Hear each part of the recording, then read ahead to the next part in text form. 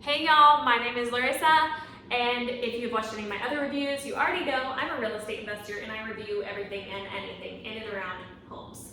So today we're going to be talking about this GE electric range stove. The first thing that we're going to look at is actually the color of this is the slate color from GE.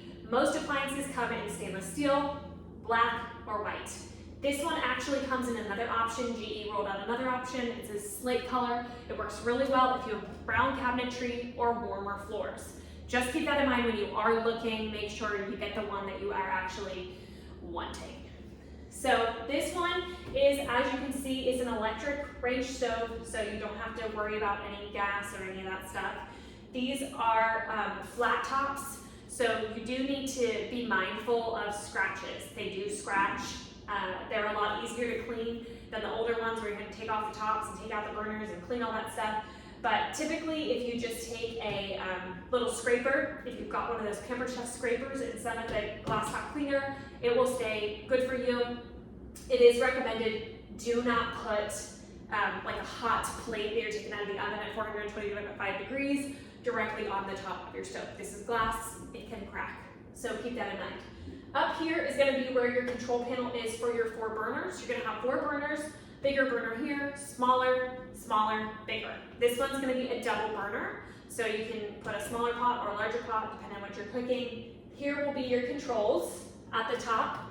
If you do not like the placement of the controls, this probably isn't the appliance for you if you like them down here. One thing I will say, when they are up here, your kids cannot reach them if they're little, and that's, in my world, very important. That the kids cannot be turning on and off the stove. They shouldn't be reaching that until they're tall enough.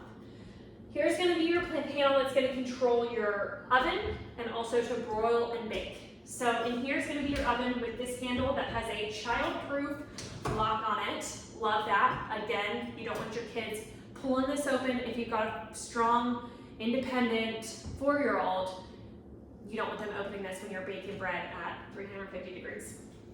You're going to see in here, you're going to have 2 racks that are adjustable, so you can move those up and down depending if you're broiling, baking, or just whatever you're doing in here, making a pot roast.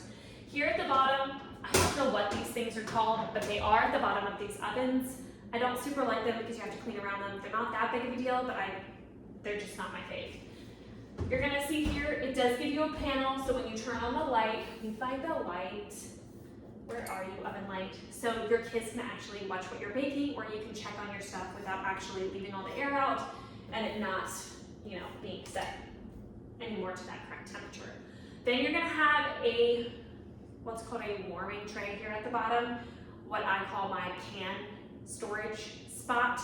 So this tray just pulls in and out. It's on a nice track, so it's not gonna pull off that track unless you rip it out of the wall. You can either store your pots and pans down there, or that is also doubled as a warming tray where after you bake your food, you can actually stick it down there and it's supposed to keep it warm.